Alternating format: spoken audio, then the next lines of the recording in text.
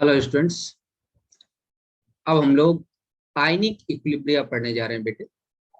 समझिए, कुछ चीजों को समझ लीजिए जिससे कि आयनिक इक्विलिब्रिया समझ में आएगा आपको। पहले तो पहला पॉइंट है इसमें इलेक्ट्रोलाइट्स।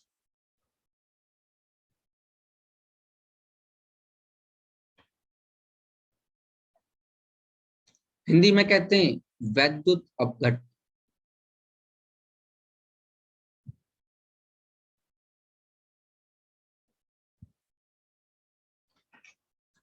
क्या होते हैं इलेक्ट्रोलाइट्स? का मतलब है दो substances which ionize in the aqueous solution या molten state.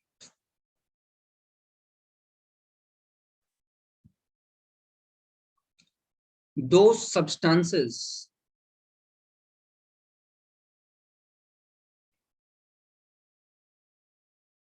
which ionizes in the molten state or in aqueous media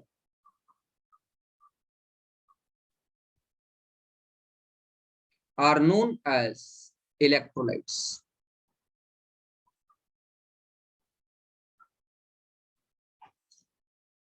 वैद्युत अपघट्ट उन पदार्थों को कहते हैं जो जलीय विलयन में या मोल्टन स्टेट में, गलित अवस्था में आयनित तो हो जाते हैं। विच आयनाइजेज इन द मोल्टन स्टेट, गर्म करने पर मेल्ट हो जाएंगे, तब आयनाइज हो जाएंगे।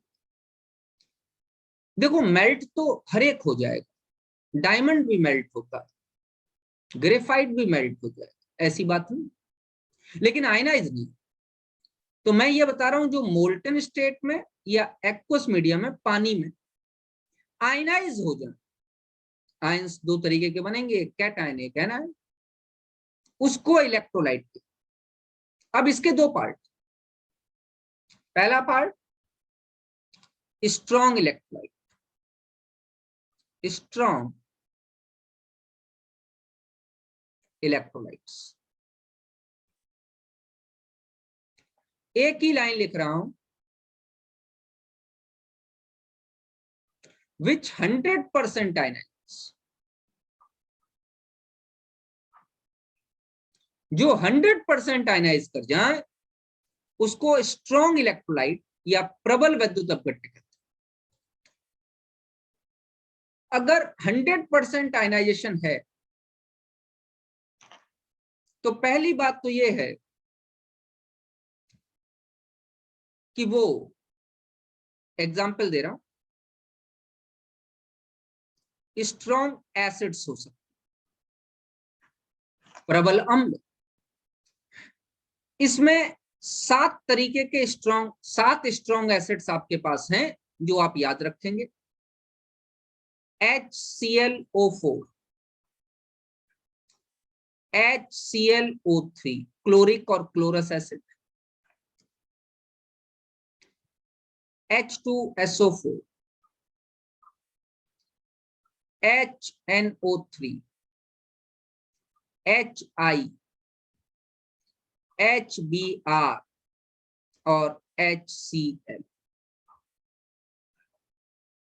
HClO4 बहुत स्ट्रॉन्ग, वैसे तो सारे ही स्ट्रॉन्ग है, लेकिन इनकी अगर सबकी स्ट्रेंथ देखी जाए तो उसमें HClO4 बहुत strong acid. HCl, HBr, HI की देखी जाए तो HI is the strongest in HCl, HBr, HI, HI strongest. H2S4 and HNO3 are also strong acids. 100% ionize होंगे। मालूम चले कि आप HNO3 की बात कर, वाटर पानी में मिला, 100% आयनाइज होगा, इरिवर्सिबल प्रोसेस होगा, reaction, ionization reaction, ionization process irreversible हो जाएगा। एक बन जाएगा H आयन, मतलब H3O पॉजिटिव, और एक बन जाएगा मेरे बेटे NO3 नेगेटिव। यहां पर इरिवर्सिबल हो। कहने का मतलब क्या इक्विलिब्रिया शिफ्ट होने के कोई चांस है? अरे जब इरिवर्सिबल है तो इक्विलिब्रिया कैसे शिफ्ट होगा भाई? तो 100% आयनाइजेशन के केस में इक्विलिब्रिया शिफ्ट होने के कोई चांस नहीं। इस बात को ध्यान रखिए। नंबर दूसरा पॉइंट, स्ट्रॉन्ग बेसिस। बेटा एग्जाम्पल बता दे रहा हूं, हाइड्रोक्साइड्स ऑफ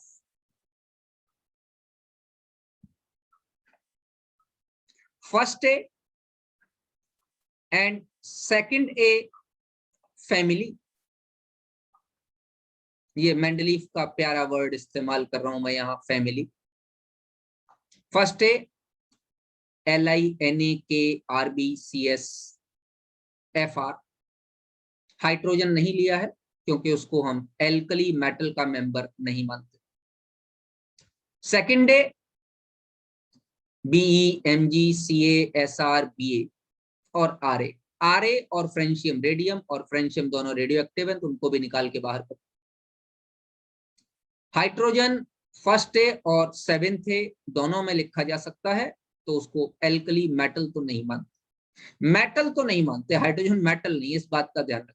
ये क्वेश्चन एक बार एक बच्चा मेरे पास लेके भी आया था कि सर हाइड्रोजन को तो मेटल होना चाहिए। नहीं, हाइड्रोजन मेटल नहीं। दो चार ऐसे क्वेश्चन है जो हर साल बच्चे किसी न किसी फॉर्म में मेरे पास लेके आते हैं, और अच्छे क्वेश्चन इसलिए हैं क्योंकि बच्चों ने उस तरफ ध्यान दिया। एक बच्चा मेरे पास लेके आया था हीलियम। उसने मुझसे कहा कि सर आप कहते हो कि पी ब्लॉक एलिमेंट्स में वो एलिमेंट्स रखे जाएंगे जिनमें लास्ट इलेक्ट्रॉन पी सबशेल में एंटर करेगा। मैंने बोला हाँ। Then what about helium? Helium में तो लास्ट इलेक्ट्रॉन एस में एंटर कर, और इसका इलेक्ट्रॉनिक कॉन्फिगरेशन 1s2 है, इसको क्यों पी ब्लॉक में रखा गया? बेटा it is the exception in the periodic table.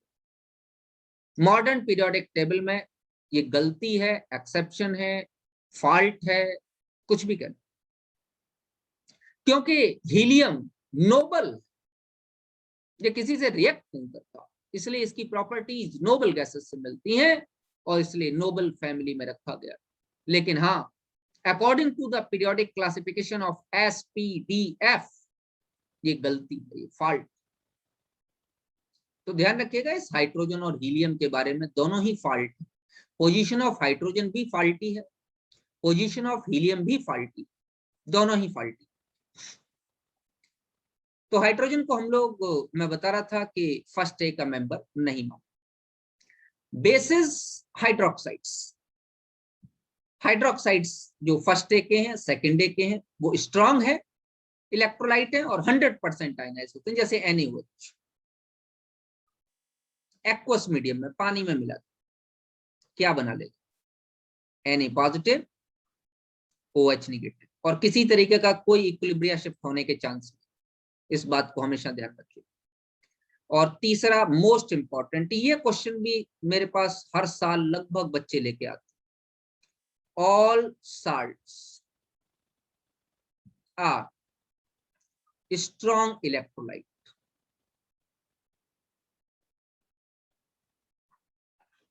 हर बार बच्चे मुझसे पूछते हैं कि सर अगर वीक एसिड और वीक बेस का साल्ट हो, दुर्बल अम्ल, दुर्बल क्षार से बना हुआ लवण, वीक एसिड वीक बेस का साल्ट हो, तो भी क्या स्ट्रॉन्ग इलेक्ट्रोलाइट होगा? 100%।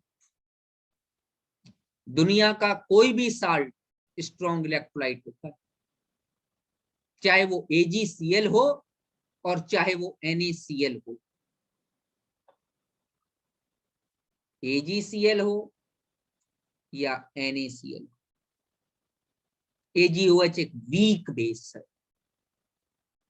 HCl एक स्ट्रॉन्ग एसिड बनने वाला साल्ट, AgCl पानी में घोलोगे ये घुलेगा नहीं, क्योंकि इसकी सॉल्युबिलिटी बहुत कम है। लेकिन जितना भी पानी में घुल जाएगा, मैं कहता हूं 1% घुल गया, 1% भी नहीं घुलता, मैं बता दे रहा हूं, ये स्प्रेंगली सॉल्युबल होते हैं, वाटर में सॉल्युबल नहीं।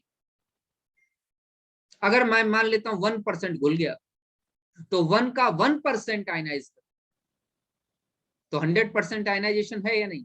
जितना घुल गया उतना आयनाइज कर गया, 100% आयनाइज। NaCl बहुत अच्छा है, बहुत अच्छी सॉल्युबिलिटी, घुल जाएगा आयनाइज कर। तो ध्यान रखिएगा जितने भी साल्ट है वो सारे के सारे स्ट्रॉन्ग इलेक्ट्रोलाइट्स।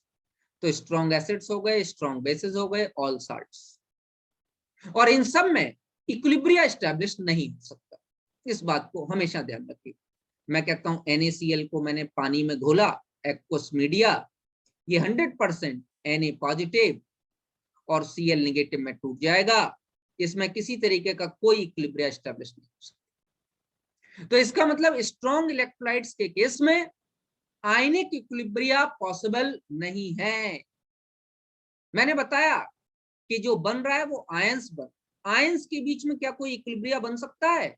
स्ट्रॉन्ग इलेक्ट्रोलाइट में तो नहीं बन सकता, ये तो इम्पॉसिबल। स्ट्रॉन्ग इलेक्ट्रोलाइट आयनिक इक्विलिब्रिया के लिए नहीं।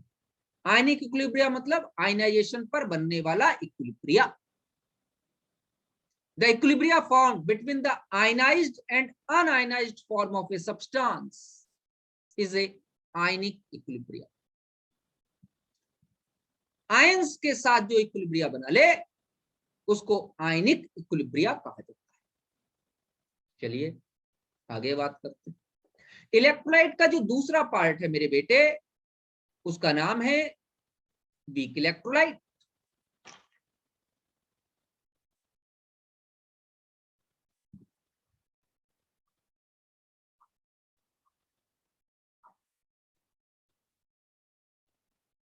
एक ही लाइन लिखूंगा, विच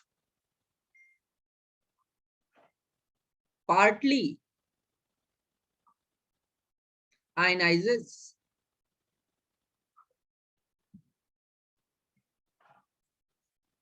पार्टली आयनाइज मतलब थोड़ा सा आयनाइज कर जाते हैं, 10%, 20% से लेके 99% तक, ये समझिएगा। वो 100%, पीछे वाले स्ट्रॉन्ग इलेक्ट्रोलाइट 100%, 100% आयनाइज। ये 2, 4, 10% से लेके 99% तक को पार्टली ही। चलिए भैया बात करते हैं। एग्जाम्पल कौन से हो सकते हैं? वीक एसिड, वीक एसिड्स मेरे बेटे बहुत अच्छा एग्जाम्पल बताता हूं। All organic acids, all organic acids,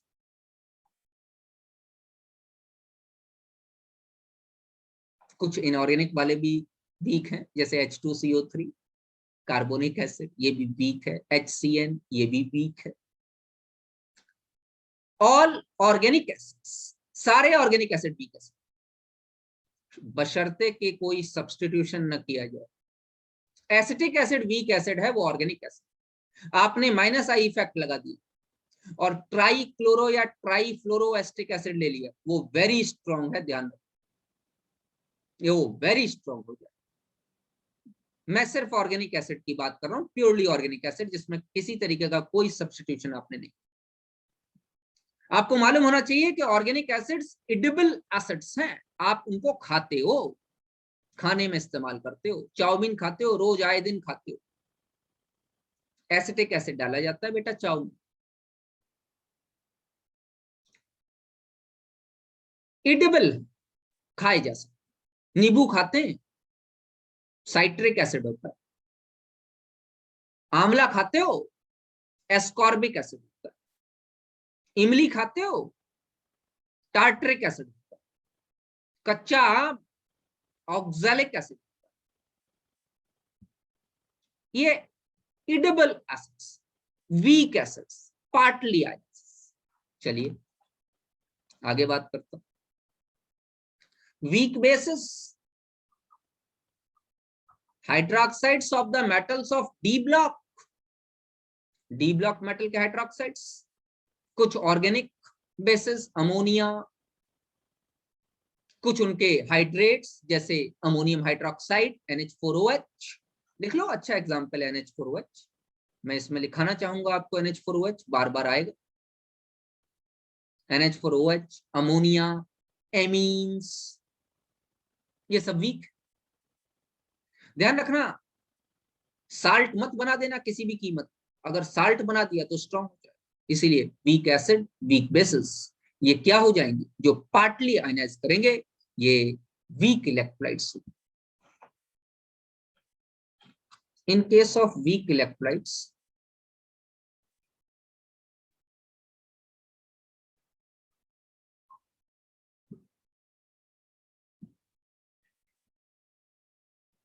there exist equilibria in between ionized and unionized phase,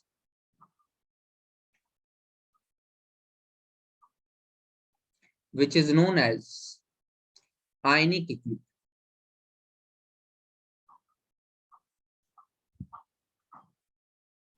weak electrolytes के केस में आयनाइज्ड और अनआयनाइज्ड फेज के बीच में एक इक्विलिब्रिया शिफ्ट हो जाता है। आयंस इक्विलिब्रिया मेंटेन करते, इसी को आयनिक इक्विलिब्रिया कहते हैं। मतलब आयनिक इक्विलिब्रिया जो आप पढ़ने जा रहे हैं वो वीक इलेक्ट्रोलाइट्स की स्टडी है। जैसे CH3COOH एसिटिक एसिड वाटर में मिलाया बेटा, एक्वस मीडिया बन गया, एक इक्विलिब्रिया शिफ्ट हो जाएगा, reversible reaction process, CH3COO negative बन जाएगा plus H3O positive. The equilibria shifted between the ions is ionic equilibrium. Ionic equilibrium.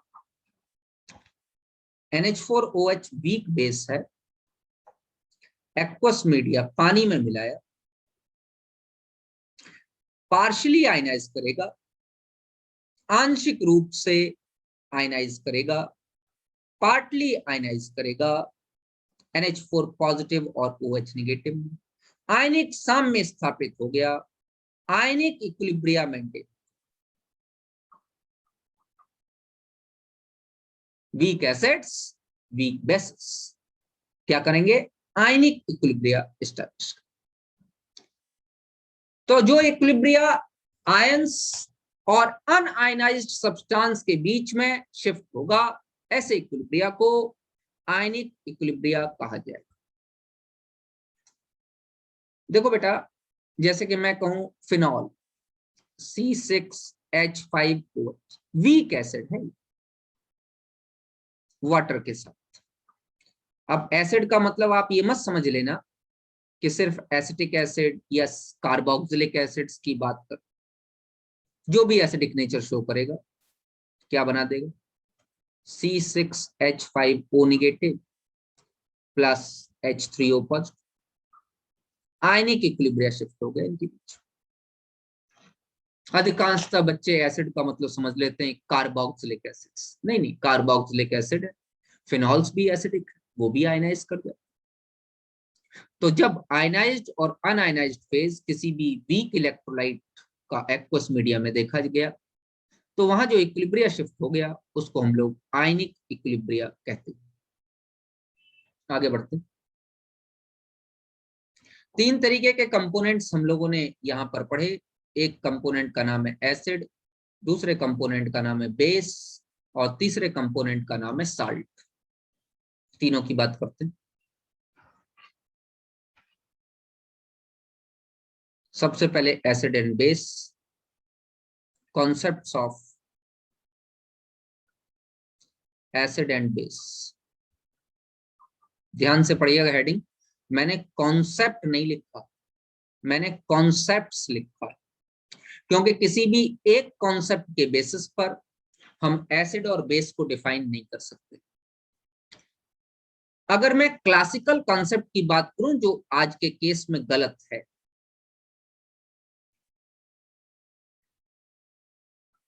Classical concept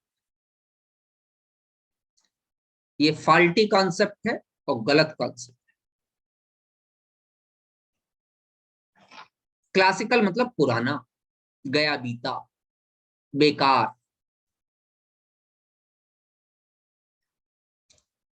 classical concept, those which are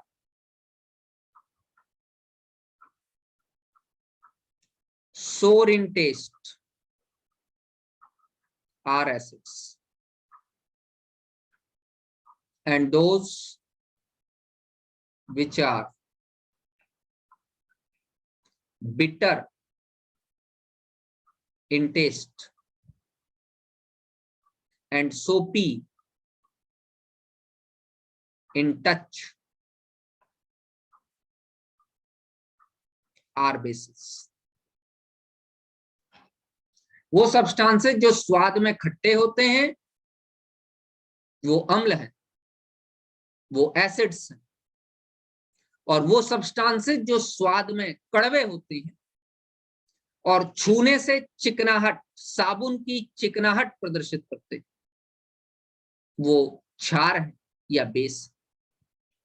सोपी इन टच, टच करोगे soap जैसे दिखाई, and are bitter in taste. अब सबसे बड़ी समस्या है ये बिटर किसको कह रहे हो भाई? कड़वा। मिर्च भी कड़वी होती है, करेला भी कड़वा हो, किस कड़वे को आप, तो क्या मिर्च में बेस, करेले में बेस, खीरा भी कड़वा निकल जाता है तो उसमें कोई बेस नहीं। और सबसे इंपॉर्टेंट बात है, बहुत इनिशियल फेज में जब केमिस्ट्री थी तो केमिस्ट्री में टेस्ट नाम का टेस्ट था, लेकिन बाद में बहुत जल्दी हमको ये मालूम पड़ा कि ये केमिस्ट्री बहुत खतरनाक है। ऐसा भी हो सकता है कि कुछ केमिकल्स को आप टेस्ट करने से पहले ही परमात्मा को प्यारे हो जाए और तुम्हें मोक्ष धाम की प्राप्ति हो जाए तत्काल। पोटेशियम साइनाइड, आज तक कोई इसका टेस्ट नहीं बता पाया, पता ही नहीं चलता कि आदमी कब गया। तो साइंटिस्ट ने कहा कि यार केमिकल्स तो खतरनाक, तो हाँ खतरनाक तो है केमिकल्स, बेवकूफों के लिए तो केमिकल्स बने ही नहीं। इसीलिए तो केमिस्ट्री लैब में बच्चे को तब ले जाया जाता है जब ये मान के चला जाता है कि the student is now half matured. इतना तो उसे मालूम है कि आग में हाथ डालने से हाथ जल जाएगा। तो और अगर किसी भी क्लास ने केमिस्ट्री लैब में कोई शरारत की तो बहुत जल्दी लैब से उन्हें बाहर कर दिया जाता है। उसका कॉज ही यही है कि केमिस्ट्री लैब दुनिया की सबसे खतरनाक लैब है, वहां मौत भी हो सकती है किसी की। मालूम चले हम केमिस्ट्री सिखा रहे थे, वो परमात्मा को प्यारे हो गए, सब कुछ सीख के निकल लिए धरती से। तो सीधी बात यहां पर ये कहनी चाहिए कि टेस्ट नाम का टेस्ट केमिस्ट्री लैब में नहीं हो सकता। आपको चीनी दी गई, शुगर, सुक्रोज, एक पुड़िया में बांध के आपसे कहा गया कि बेटा टेस्ट करके बताओ कि ये क्या है। आपने टेस्ट की जगह टेस्ट करके बताया, खा के बताया सर चीनी है, मार खाओगे टीचर से। आप टेस्ट करके बताइए, various test, preliminary investigation, confirmatory test, आपने बहुत सारे टेस्ट पढ़े होंगे, अपने प्रैक्टिकल की कॉपी में लिखे भी होंगे। तो इसीलिए क्लासिकल कॉन्सेप्ट बेकार कर दिया गया। और आपको मालूम होना चाहिए मिर्च और करेला जो दोनों मैंने एग्जांपल दिए, उनमें एल्कलॉइड्स और टर्पिनॉइड्स पाए जाते हैं, उसमें एसिड बेस नहीं पाया। एल्कलॉइड्स और टर्पिनॉइड्स ये अलग क्लास के केमिकल कंपाउंड्स। तो साइंटिस्ट कहता है कि ये थ्योरी तो बिल्कुल गलत है। तो फिर कौन सी थ्योरी लेके आए? हम जिस नई थ्योरी की बात करने जा रहे हैं वो सबसे पुरानी, सबसे अच्छी और सबसे लंबी थ्योरी, नाम है आर्रेनियस थ्योरी।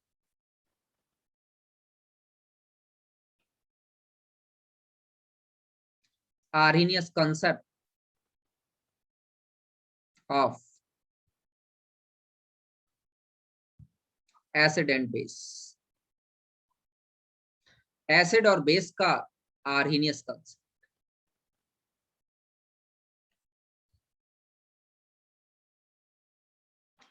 इंपॉर्टेंट क्या है? इंपॉर्टेंट है कि पहली बात,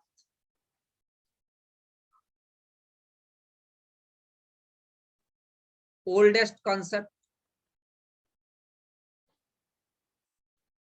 दूसरी बात, क्लासिफाइज मेजॉरिटी ऑफ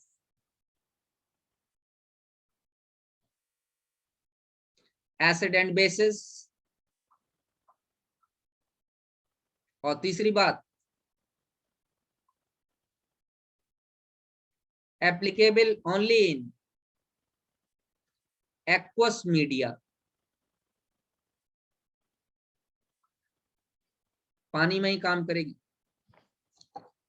ओल्डेस्ट है, ज्यादातर एसिड बेसिस को क्लासिफाई करती है, लेकिन सिर्फ एक्वस मीडिया में एप्लीकेबल।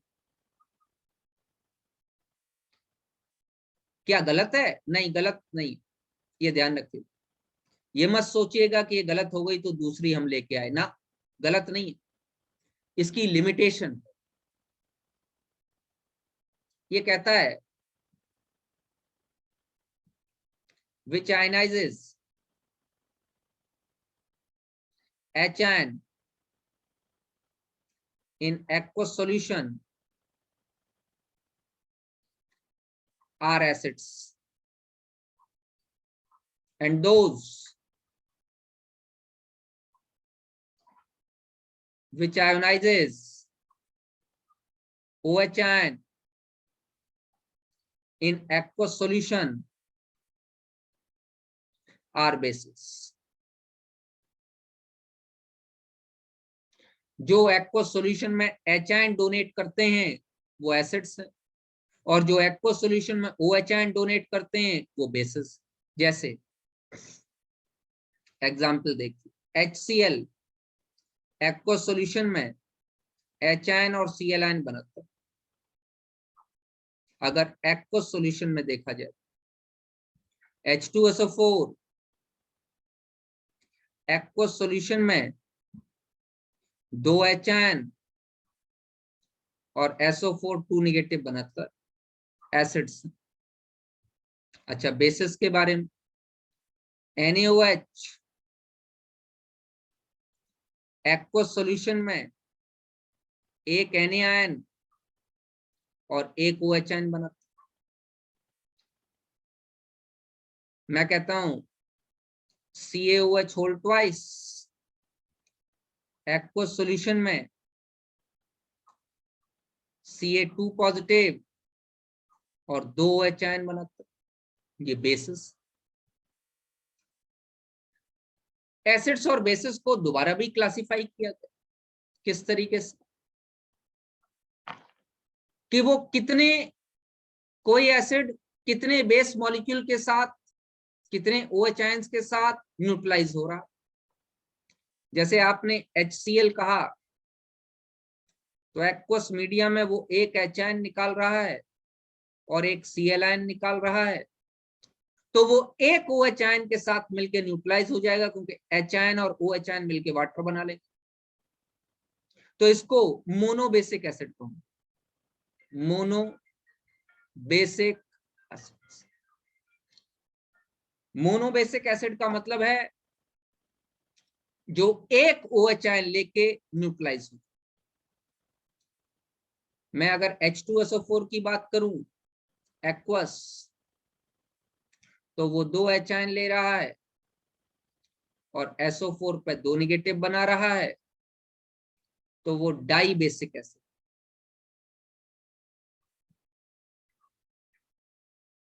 ठीक। अच्छा, इसका ठीक उल्टा, अगर मैं बेस की बात करूं तो उसके लिए कोई बेस कितने H आयन लेकर न्यूट्रलाइज हो जाए उस पर क्लासिफाई किया गया। NaOH एक H आयन ले लो तो NaOH के पास एक OH आयन था, एक H आयन लेकर वाटर बना लेते, तो H आयन ले रहा है इसलिए mono acidic base, mono acidic base. मैं कहूं BaOH whole twice, aqueous medium है, Ba2 पॉजिटिव और 2 OH आयन दे रहा है, तो इसको डाई एसिडिक या डाई एसिडिक बेस। बेटा जितने भी एसिड्स एक्वस मीडिया में H आयन देते हैं उनको प्रोटिक एसिड्स कहा जाता है, क्योंकि H पॉजिटिव का मतलब है प्रोटॉन। क्यों?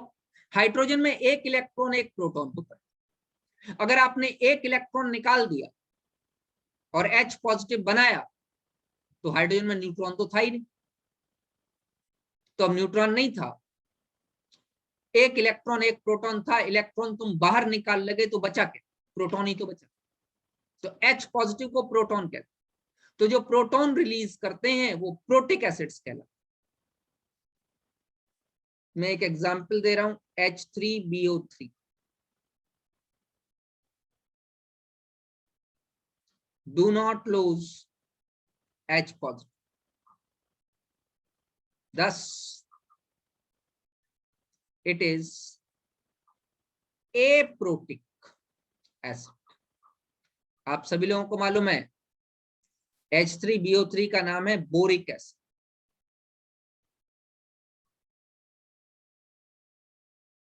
और ये H आयन डोनर नहीं, एक्चुअली ये लुईस एसिड, जो आगे की थ्योरीज में हम लोग पढ़ेंगे। आज मैंने आप